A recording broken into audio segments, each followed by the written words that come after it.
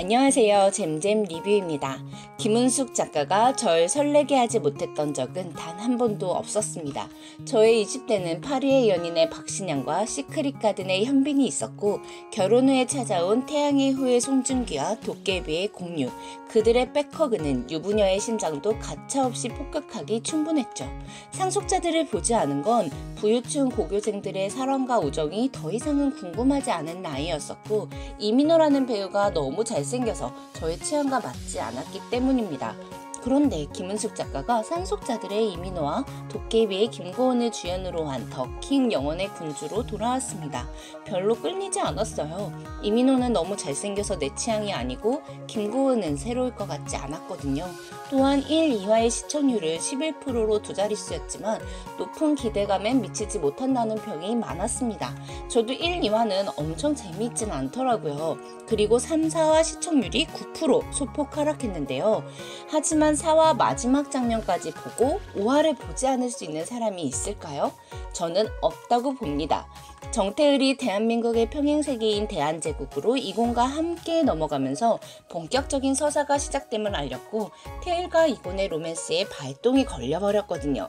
이곤과 정태을이 말을 같이 타고 차원의 문을 넘어가 뒤돌아 눈이 마주쳤던 그 순간, 그 떨림, 그 10cm 미만의 거리, 그의 콧구멍에서 나오는 이산화탄소가 느껴질 만큼 가까운 거리에서 이곤의 눈빛을 본다면 없던 마음도 뭉게뭉게 표현할 수밖에 없을 거예요. 5화부터 본격적인 서사가 시작될 것 같은데 1화부터 4화까지 나온 이야기 중에 왠지 꼭 기억해야 할 떡밥들을 정리해봤습니다. 첫 번째, 이림과 이곤에게는 반으로 쪼개진 만파식적이 있습니다. 이로 인해 차원의 문을 넘나들고 평행세계를 왔다 갔다 할 수 있는데, 이곤은 차원 이동 후에 천둥이 치면 어깨에 통증을 호소하고 있어요. 하지만 이림이 어딘가 통증을 호소한다거나 이상이 생기는 장면은 나오지 않았죠. 오히려 이림은 69이라는 나이에도 40대 후반의 외모를 갖고 있습니다.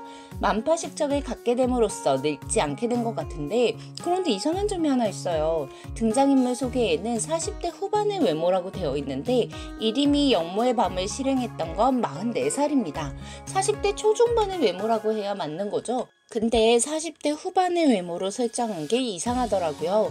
만파식적을 갖고 있어서 늙지 않은 게 아니라 원래 살던 세계가 아닌 평행세계, 즉 대한민국에서 살았던 시간만큼만 늙지 않는 거라고 한다면 차원을 이동해 생을 살고 있는 사람은 늙지 않고 살 수 있는 건지 궁금합니다. 이곤이 어깨에 통증을 느끼는 이유가 아직 나오지 않았는데, 이림으로부터 만파식적으로 목을 찔렸을 때 만파식적의 힘이 이곤에게 들어가서 아픈 거라면 뭔가 안 찔린 사람보다 찔린 사람이 더 강한 힘을 갖고 있을 것 같잖아요. 그게 무엇일지 궁금합니다. 그리고 만파식적은 없지만 이림과 이곤에 따라 차원의 문을 넘은 사람들, 예를 들어 정태일 같은 사람에겐 만파식적은 없지만 다른 세계로 갔으니 어떤 부작용이 생길까요? 두 번째, 이림과 너무 많은 연관이 있어 보이는 이상도 살인사건과 관련된 내용입니다. 1화에서 자동차 트렁크에서 발견된 죽은 이상도의 휴대폰에 녹음된 내용은 대한제국의 뉴스였는데요. 이는 이림을 따라 이상도가 대한제국에 갔었다는 의미이고, 3개월 동안 도박을 하지 않았다는 건 최대 3개월 정도는 대한제국에서 생활을 했었을 거라는 거죠. 그럼 이상도의 시체는 대한민국의 이상도의 시체가 아니라 대한제국의 이상도의 시체일 수도 있습니다. 대한제국의 이림과 대한민국에서 동일한 인물은 부검 결과 지문과 DNA가 똑같은 걸로 나왔으니 평행세계에 있는 동일한 인물들은 DNA가 똑같다는 거죠. 세 번째, 서령 엄마는 손님이 지팡이를 놓고 갔다고 했는데요. 이 지팡이는 만파식적으로 만든 이림의 지팡이입니다. 이림은 왜 하필 대한제국의 총리 구서령의 본가에 만파식적이 든 지팡이를 놓고 갔을까요? 또한 이림은 우산을 들고 다니는데요. 우산 또한 만파식적이 들어있음을 추측할 수 있습니다.